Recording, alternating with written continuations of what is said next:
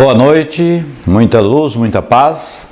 Hoje a sala Luz no Caminho está transmitindo diretamente da Federação do Estado Tocantins, FETINS, os nossos estudos.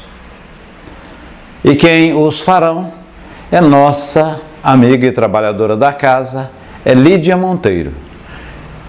Dirigente da reunião, Dona Beth, também trabalhadora da casa. A mesma falará sobre não devemos atender a dois senhores, ou a Deus ou a Mamon. E o que é Mamon? É o dinheiro, é as benesses materiais. O dinheiro é necessário quando o mesmo é bem-vindo. Relativamente à sua aplicação, em que ponto pode um camelo entrar no reino de uma agulha sem que o rico entre no reino dos céus? Esses e outros questionamentos você verá nos estudos com a nossa irmã Lídia. Vamos fazer uma pequena prece. Ó meu Senhor, meu bom Deus, iluminai, intuí, inspirai a nossa amiga Lídia Monteiro, para que a mesma faça uma palestra e que o que vi, que não seja a sua, mas a vossa vontade, Senhor. Que Deus nos ajude hoje, agora, sempre e sempre. Sê conosco, senhores espirituais que dirigem esse trabalho, agora e sempre. Que assim seja. Boa noite a todos. Que a paz de Jesus esteja conosco nos dois planos da vida. A leitura de hoje, a reflexão da noite de hoje é sobre o capítulo 16 do Evangelho segundo o Espiritismo.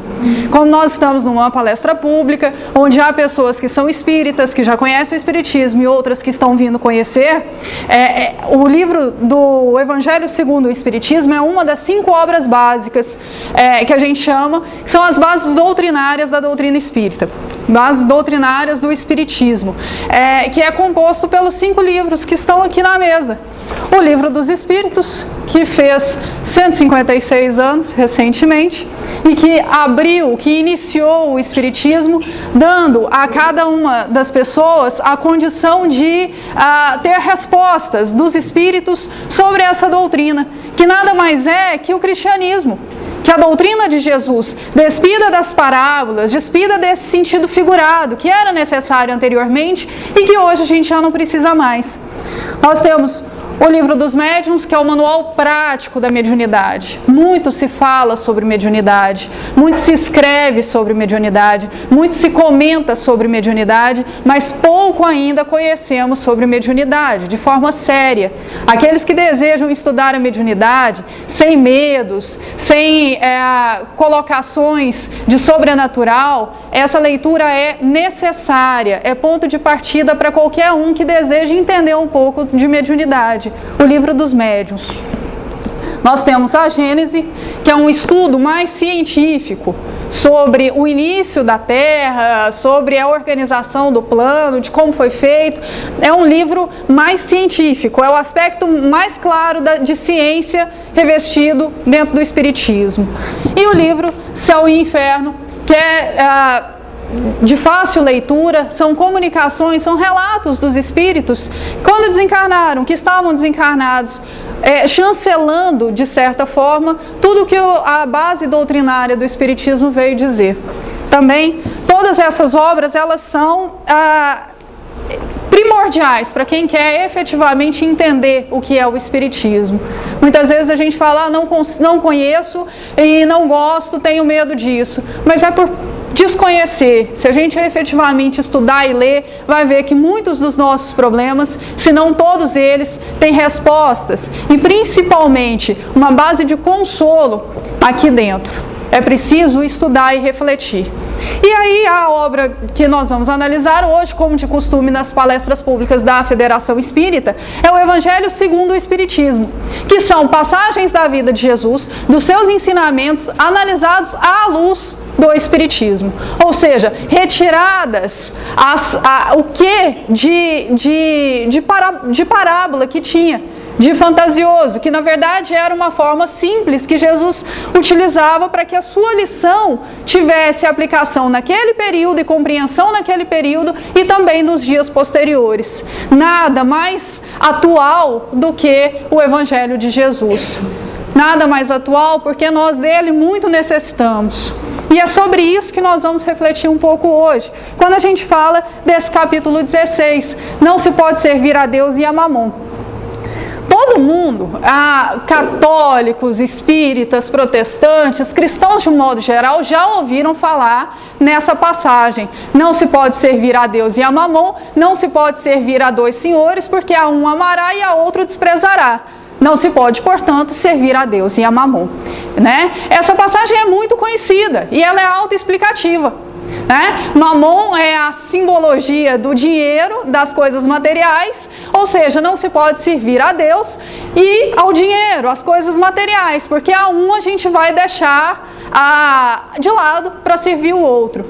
E aí a reflexão que nós queremos passar hoje, que é a reflexão cerne desse capítulo 16, é: qual o valor do dinheiro? Qual o valor dos bens materiais na nossa vida? Se a gente pensar, não se pode servir a Deus e a Mamon, Jesus já disse, a gente deve servir a Deus e não a Mamon. Ok, autoexplicativo. Parece até óbvio se nós analisarmos dessa forma. Só que nós estamos passando por um período na Terra de transformações. Todos nós, espíritas, sabemos, e todo mundo que tem olhos de ver, ouvidos de ouvir, e ao mínimo de sensibilidade e percepção, está entendendo que alguma coisa está mudando. E está mudando muito rápido. E por isso nós temos essa sensação de que está tudo fora de lugar. E por isso a gente ouve as pessoas falando: olha, é o fim do mundo, isso aconteceu, essa notícia, meu Deus. Na verdade, nós estamos passando por transformações e no meio dessas transformações nós temos situações pontuais que são de desarrumação. Por quê? Para a gente transformar alguma coisa, para a gente reformar alguma coisa, primeiro a gente tem que derrubar, tirar o que não serve, para colocar as coisas que servem no lugar. E isso gera, num primeiro momento, uma bagunça.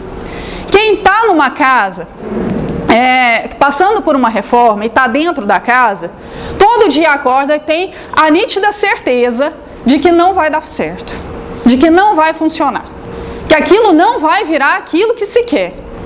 Porque nós estamos no meio da obra, nós estamos no meio da bagunça, no meio da poeira, no meio dos problemas naturais de uma reforma.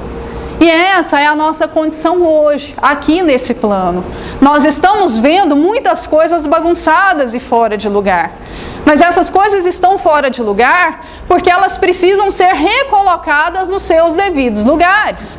Então, nós vamos ver também muitos questionamentos que antes já tinham sido resolvidos virem à tona de novo. E isso significa não que a gente esteja regredindo ou retrocedendo, mas que nós precisamos efetivamente ver o que nos serve e jogar fora o que não nos serve. E para isso a gente precisa reavaliar sempre, porque antes o que era necessário, hoje é supérfluo. O que antes era um direito, hoje não é. O que antes era uma obrigação, hoje já não é. Então nós vamos reanalisando as coisas. Isso dá uma sensação de caos. Mas a nós, a quem a doutrina espírita esclareceu e a quem o Evangelho de Jesus esclarece e fortalece a cada dia, de nós é exigida a serenidade para analisar dentro desse contexto cristão. Porque nós temos que partir da premissa maior. Acima de tudo está Deus, um Deus bom, um Deus justo, inteligência suprema, aquele que nunca nos abandona. É pelo amor de Deus que tudo existe. É pelo amor de Deus que as plantas crescem, que os animais se desenvolvem, que nós evoluímos. Tudo que aqui temos, tudo que aqui vemos e sentimos, existe pelo amor de Deus. Quer dizer, se Ele é tão amoroso assim, por que nós temos a certeza de que não vai dar certo? Como é que a gente pode falar de fim de mundo?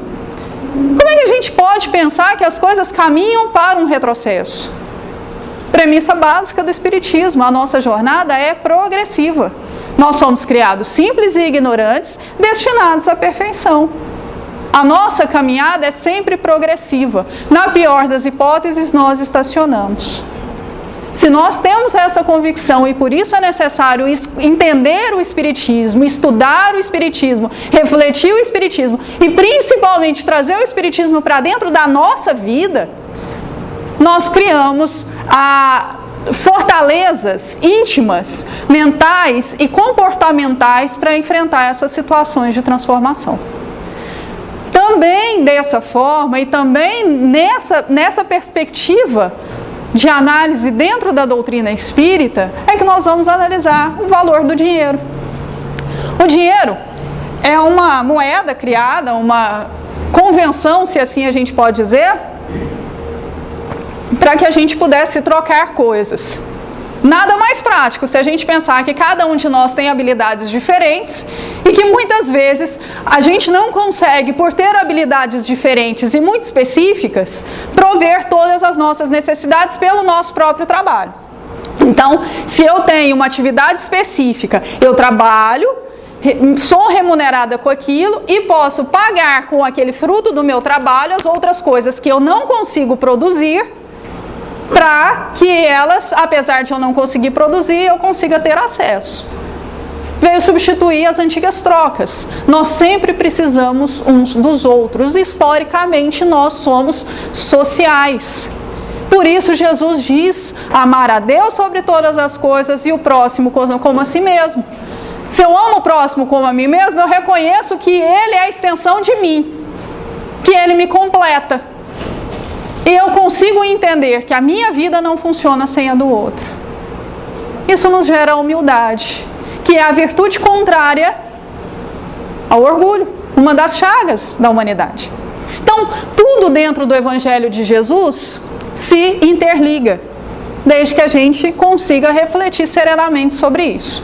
As falhas estão em nós, na nossa interpretação, naquilo que nós analisamos de forma mais deturpada, por ignorância, porque nós ainda ignoramos muitas coisas, nós ainda precisamos aprender muitas coisas, e é por isso que nós estamos aqui, para aprender, aqui neste plano, matriculado nessa escola. O planeta Terra é uma das muitas escolas, assim como muitas são as moradas na casa do Pai. Esse capítulo especificamente é extremamente claro. O Evangelho de Jesus é marcado por parábolas, por alegorias. Nesse ponto específico não há alegorias. É direto, reto. Não se pode servir a dois senhores. Significa dizer que nós temos uma lei, que é a primeira, amar a Deus sobre todas as coisas. Uma segunda lei, que é equivalente a essa primeira, ao próximo como a si mesmo. Nela não está incluído mamon. Não está incluído os bens materiais. Obviamente, então, a nossa prioridade é Deus. A nossa prioridade são as coisas espirituais. Só que nós passamos por momentos de transformação em que as obviedades também não são tão óbvias assim. Nós precisamos explicá-las, nós precisamos refletir sobre elas até para ver se elas efetivamente são óbvias. Por que a gente fala isso? Porque é muito simples a gente pensar assim: nós precisamos trabalhar mais para o nosso lado espiritual, para a nossa melhora íntima, ao invés de trabalhar para a aquisição de bens materiais. Na teoria isso é fácil, é lindo. Mas será que a nossa vida hoje nos comporta isso? Será que na nossa vida nós aplicamos isso? Qual o valor dos bens materiais no nosso dia a dia? Quantos de nós não perdem saúde, vida, honra, de tudo em favor do dinheiro? Quantos de nós não perdem várias oportunidades de melhoria? Melhoria íntima, o perdão. Quantos conflitos começam e não terminam por causa do dinheiro? Quantos relacionamentos são desfeitos por causa de questões materiais? E tudo isso resulta em nós deixarmos de lado o nosso compromisso com a nossa evolução espiritual. O perdão é a aplicação do amor no caso em concreto. Ah, mas ele me roubou, o meu irmão me passou a perna na herança. Por isso o perdão. Porque se você tivesse passado a perna dele, você não precisava perdoar, você tinha que pedir perdão. O perdão é a aplicação da amorosidade que Jesus nos disse, que nos mandou ter. Se nós não perdoamos nesse caso hipotético, sempre hipotético, tudo hipoteticamente aqui falando, se nós não aplicamos o perdão ali, nós estamos servindo a Deus ou a Mamon? Quantas noites de sono nós perdemos preocupados ou com dívidas ou com aquisição de bens materiais? Quanto do nosso trabalho efetivamente é para promover o nosso sustento e quanto é para promover os nossos luxos? Quanto do nosso salário, da nossa renda, a gente utiliza de fato nas nossas necessidades do corpo e do espírito, e quanto a gente utiliza para outras finalidades, para fomentar vícios muitas vezes. Por isso, as pessoas também, por outro lado, principalmente ali na Idade Média, nós que estávamos encarnados naquela época, porque nós estávamos certamente ali naquele período, nós vivemos uma época em que o dinheiro foi crucificado também, né? Em que tinha aquela parábola lá do camelo, que era difícil o camelo passar por debaixo da agulha, era mais fácil ele passar do que um homem rico entrar no reino dos céus. A gente passou para o outro extremo. A gente disse que o dinheiro era algo ruim, sujo, que era um instrumento de perdição. E tanto uma premissa do dinheiro como um Deus a ser servido, quanto o dinheiro como ruim, como instrumento de perdição, são dois extremos tão equivocados um quanto o outro. No meio desse caminho, no meio desses extremos, nós temos a chave para nós utilizarmos essa ferramenta em nosso benefício, material e espiritual. Se nós pensarmos bem, o dinheiro é bom, o dinheiro é muito bom. Primeiro, uma pessoa que tem condições de se manter, esse dinheiro ele é bom. Ele mantém uma família, ele dá condições dignas de vida, ele nos permite dormir à noite, porque quantos pais e mães de família passam a noite em claro, preocupados em como vai sustentar os filhos, no que eles vão comer no outro dia. Sim, nós ainda temos casos desses, e muitos, em todos os lugares da Terra. Existem pessoas que comeram hoje que não sabem se vão comer amanhã. Então o dinheiro é bom? É uma ferramenta para que essas pessoas tenham acesso à vida digna. O dinheiro é uma possibilidade de nós desenvolvermos-nos intelectualmente. Todas as grandes conquistas da humanidade precisaram de dinheiro. As vacinas, os avanços na medicina, os avanços na engenharia, nas ciências de uma forma geral, nas artes, tudo isso foi custeado com dinheiro. Quem é que vai, em sã consciência, deixar de se sustentar e a sua família para desenvolver o progresso sem ganhar nada com isso? Vamos pegar um exemplo simples. Professor.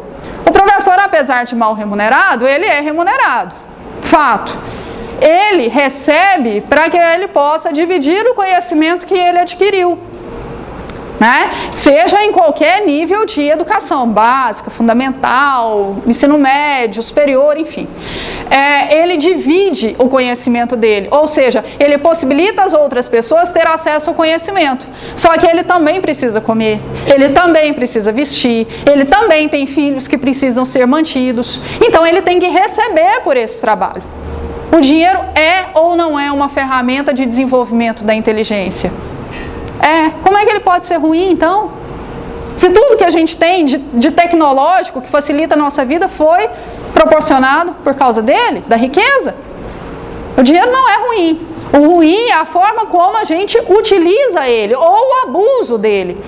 Só que se a gente for pensar assim, nós abusamos de várias outras coisas. Comida é essencial para a nossa vida. Não dá para dizer, ninguém em sã consciência pode dizer que comida é ruim ou faz mal para a saúde.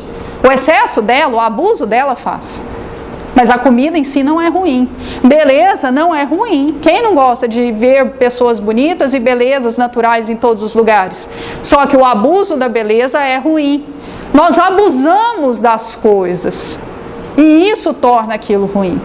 Então o dinheiro é sim causa de pelo menos o progresso material, da inteligência que a gente precisa. Porque à medida que a gente adquire conhecimentos, a gente consegue entender que a gente precisa evoluir espiritualmente também. Não são antagônicos. Conhecimentos técnicos, conhecimento material também nos proporciona o conhecimento espiritual. Porque nós passamos a indagar os porquês. E essas respostas, a necessidade dessas respostas, nos leva a uma análise íntima e uma análise religiosa. Agora, o dinheiro diretamente considerado, ele também pode ser ferramenta para evoluirmos espiritualmente. A caridade, a beneficência estão aí para dizer isso.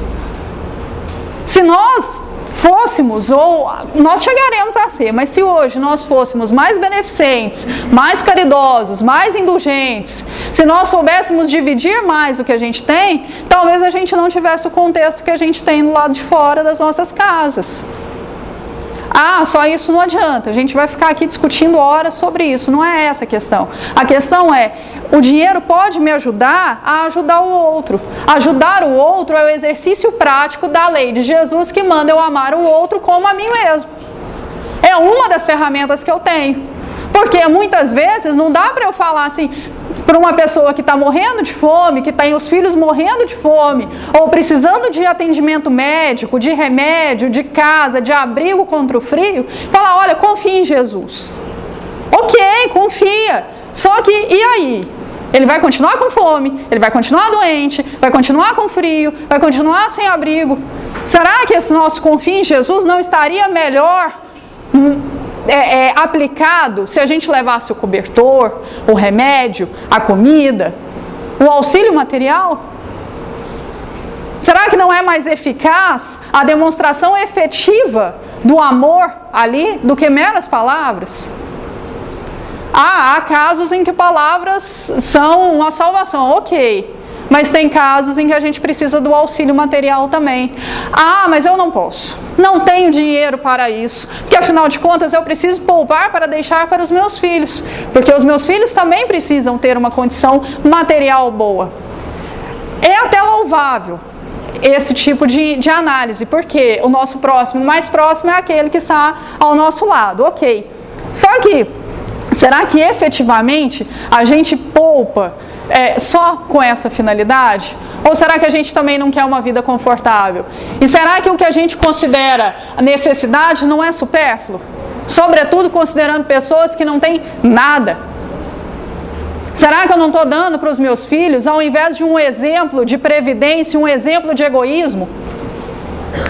Será que eu não estou ensinando? Porque palavras, elas alertam, elas educam, mas o exemplo arrasta. Não adianta eu falar uma coisa e fazer outra. E olha, não se enganem, os nossos filhos vêm com a conta. Porque a gente fala, meu filho, não faça isso. Mas mãe, a senhora faz. E aí? Então, essa providência, muitas vezes, pode ser um tiro no nosso pé. Porque a gente está ensinando para os nossos filhos a serem egoístas. E se eles são egoístas e aprendem a ser egoístas, eles vão ser egoístas não só com coisas materiais, mas com as virtudes também. Se eu começo a dar tudo para os meus filhos em detrimento do filho do meu vizinho que não tem nada, amanhã ou depois que eu não puder dar para o meu filho, ele vai se revoltar contra aquilo, porque ele foi educado dessa forma. Nós vivemos uma sociedade de consumo. Isso é fato. Acho que ninguém pode dizer o contrário. Hoje nós temos uma necessidade de coisas. E nós estamos passando por um processo de coisificação de pessoas.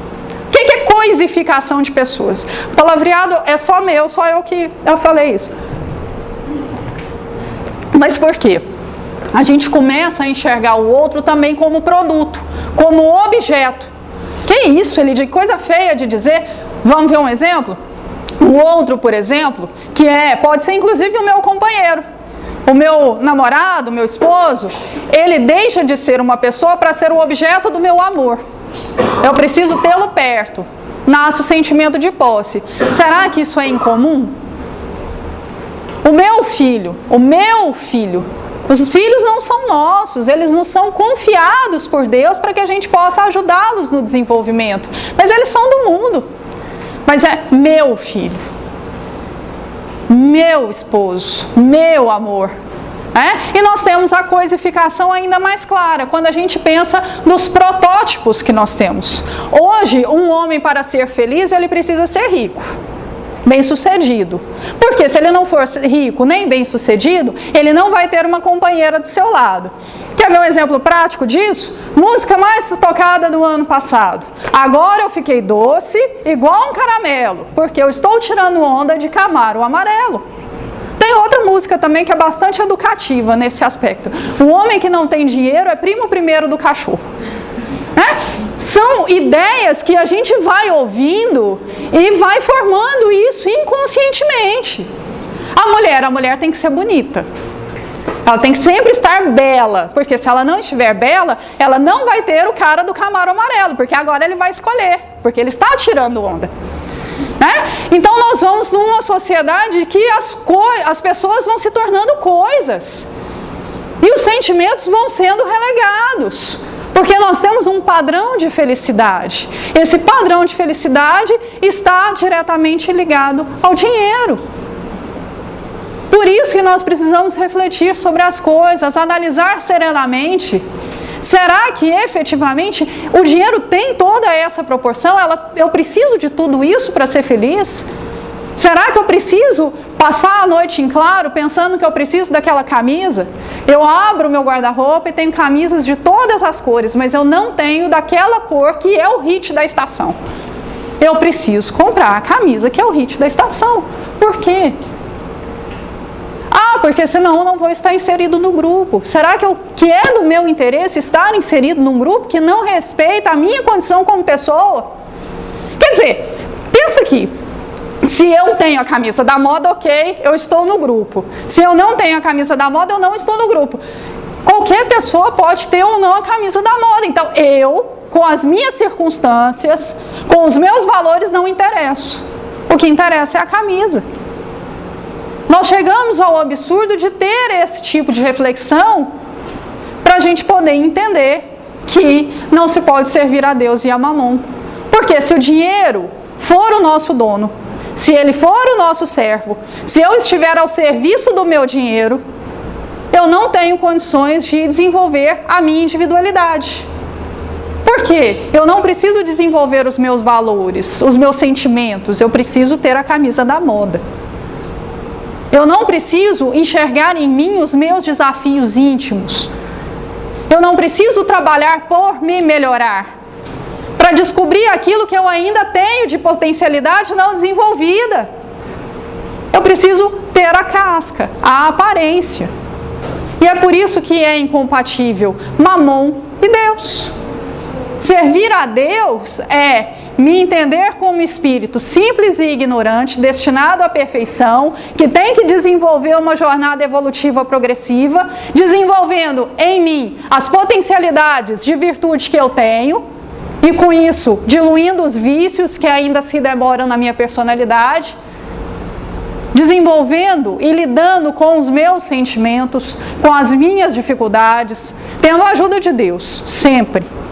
A forma, por meio de encarnado, por desencarnado, são várias as formas que Deus me ajuda, mas as opções são minhas.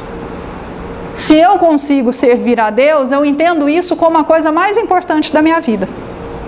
Então eu consigo traçar uma meta em que as circunstâncias da vida, as coisas que vêm de fora já não me abalam tão profundamente.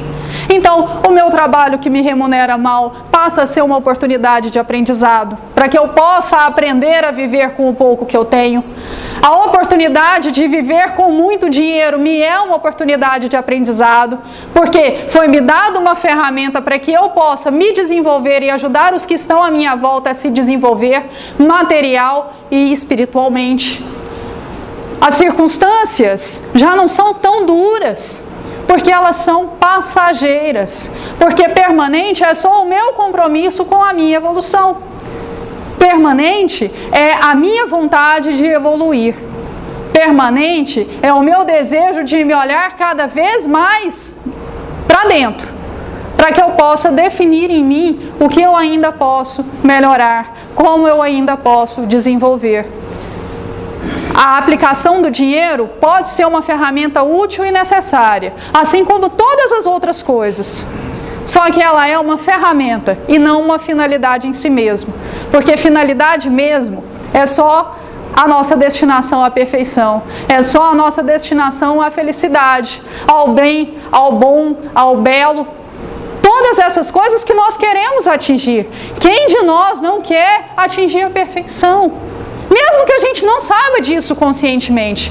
Todo mundo faz o que faz buscando ser feliz. Então, os maiores erros, se a gente for analisar a pessoa, se a pessoa for se analisar, ela vai entender que ela errou por desconhecer como. Mas a finalidade que ela pretendia era ser feliz. Todos nós queremos a mesma coisa. Eu e o meu próximo. E Deus quer que todos nós sejamos felizes. Ou seja, todos nós convergimos para o mesmo ponto. Só que muitas vezes a gente precisa analisar, será que onde eu coloco a minha felicidade é efetivamente a finalidade à qual eu me destino? Ou será que isso é ilusão? O dinheiro fomenta paixões? Fomenta. O dinheiro pode me ajudar a ingressar e derrapar no mundo da ilusão? Sim, pode. Mas ele também pode ser uma ferramenta para o caminho contrário? Pode também. Depende de quem? De quem o utiliza. Depende de quem analisa com os pés no chão o contexto onde vive, sem o deslumbramento do luxo e sem a revolta do não luxo. A ferramenta para isso, da melhor forma que a gente podia resumir esse capítulo, é uma das leituras dessa parte do Evangelho, que fala de uma parábola, a parábola dos talentos. A maioria das pessoas conhece, mas em resumo é um senhor que foi viajar e ele tinha posses. E ele chamou 3 dos seus servos e falou: olha, falou para um, vou te dar 5 talentos. E quando eu regressar, você faz eles produzir, multiplicar, e quando eu voltar, a gente acerta. Chegou para o outro e deu 2 e falou da mesma forma: toma conta desse dinheiro e quando eu chegar, a gente acerta. E deu a outro 1. O que recebeu 5 talentos, ele trabalhou, levou para os banqueiros, esse dinheiro rendeu juro e ele devolveu 10 talentos no acerto de contas. O outro, que ganhou 2, teve duplicado também. E o outro, que recebeu um único talento, falou: esse senhor aí, ele é bravo, ele tem o costume de colher onde não plantou. Quer dizer, a ter sempre lucro, ainda que ele não tenha trabalhado para isso. Então, o que eu vou fazer? Eu vou enterrar, porque aí eu devolvo para ele do mesmo jeito. E aí foram chamados às contas com o senhor. E o que recebeu 5, entregou 10, falou: olha, eu negociei, consegui 10, tá aí. Aí o senhor ficou muito feliz com ele e falou: você que foi fiel no pouco, será fiel no muito. Pegou e deu as 10 moedas para ele. O outro que recebeu 2, da mesma forma. E o que recebeu 1 falou: olha, senhor, é o seguinte, eu tinha medo do senhor, então o que eu fiz? Eu não queria perder o seu dinheiro. Eu enterrei, ele está aqui, é essa mesma moeda, ela está até um pouquinho suja de terra, mas ela é a sua, estou te devolvendo, não lhe devo nada. E o senhor ficou com raiva, porque na época nós tínhamos a ideia de um Deus castigador e irado, nesse contexto. Ficou irado porque ele falou: você é preguiçoso. Se eu recebo, eu colho onde eu não plantei, você tinha que ter negociado esse dinheiro para me trazer os juros dele. E tirou do servo e deu ao que tinha 10 e mandou que se lançasse aonde teria prantos e ranger de dentes. Fora a alegoria, o resultado é o seguinte: nós recebemos talentos dentro de nós, são as nossas virtudes, são as nossas potencialidades. Nós estamos inseridos no meio em que nós precisamos estar inseridos para desenvolver os nossos talentos. Não tem erro, a espiritualidade não erra com o nosso planejamento. Nós erramos no nosso planejamento financeiro, familiar, nós erramos. A espiritualidade não erra. Então, eu estou exatamente no lugar que eu devia estar para desenvolver as minhas potencialidades. Todos nós estamos. Então, nós viemos com talentos e num local onde a gente pode fazer esses talentos multiplicarem. Esses talentos podem ser a representação do dinheiro, mas eles também podem ser de todas as nossas virtudes. O caminho que o Evangelho nos confere, a possibilidade que ele abre para nós nesse capítulo é exatamente esse. Onde nós estamos enterrando os nossos talentos? Será que nós estamos enterrando na terra ou será que nós estamos colocando eles para multiplicar, para frutificar, para ser útil, não só para mim, mas para todos? Esse é o convite que o Evangelho nos faz, que possamos efetivamente pegar os nossos talentos, nossa inteligência, nosso dinheiro, nossa beleza, nosso magnetismo, nossa eloquência, qualquer dos nossos talentos e colocar ao nosso serviço, ao serviço da nossa evolução, preocupados cada vez menos em ganhar mais e cada vez mais em nos tornarmos efetivamente felizes. Essa é a melhor forma, é a melhor ferramenta de nós servirmos a Deus e nos servirmos do dinheiro, porque ele deve ser objeto e não as pessoas serem dessa condição de coisa. Vamos valorizar as pessoas e entender que o dinheiro é bom, mas ele é simplesmente uma ferramenta da nossa melhoria individual. Que Jesus nos confira uma semana excepcional e que nós tenhamos cada vez mais a necessidade de botar em prática o Evangelho de Jesus nas nossas vidas, nos nossos pensamentos, nos nossos comportamentos, na vida, em sociedade, no trabalho e principalmente no nosso lar, tão carente muitas vezes da paz, da serenidade, da tranquilidade e da amorosidade que o Cristo nos recomendou tanto. Assim seja. Extraordinários estudos vimos, ministrado pela nossa irmã Lídia. Então, a aplicabilidade dos meios vai constituir a dificuldade doravante. Mas dificuldade é uma maneira de pensar. Nós podemos, se nós queremos, é a primeira ação. Vamos implementar as lições dessa noite. Muita luz, muita paz. Que Deus nos ilumine, que a espiritualidade aqui presente, que deu essa sustentação nos trabalhos, que se conosco. Passaremos agora a segunda parte, que constituirão os passes magnéticos. Não são obrigatórios e as pessoas serão chamadas à medida que aqui chegaram, ou melhor, que estão sentadas nas respectivas cadeiras. Muita luz e muita paz. Tudo, mas tudo de bom mesmo. Que assim seja.